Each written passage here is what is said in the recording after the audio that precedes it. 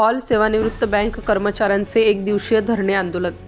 All सेवानिवृत्त bank कर्मचाऱ्यांच्या प्रलंबित प्रश्नाकडे सर्वसामान्य जनतेचे आणि शासनाचे लक्ष वेधण्यासाठी एक दिवसीय all India bank retirees federation AIBRF या बँक सेवानिवृत्तीच्या शीर्षस्थ संघटनेतर्फे व महाराष्ट्र स्टेट कमिटीच्या वतीने संपूर्ण देशात सर्व जिल्हा स्तरावर धरणे आंदोलन करण्यात येत आहे. त्यानुसार नाशिक येथे गुरुवार दिनांक 12 फेब्रुवारी 2026 रोजी गोल्फ क्लब मैदानाच्या कुंपणाबाहेर सिव्हिल हॉस्पिटल समोर सकाळी 10 ते 2 या वेळेमध्ये हे आंदोलन करण्याचे योजले आहे.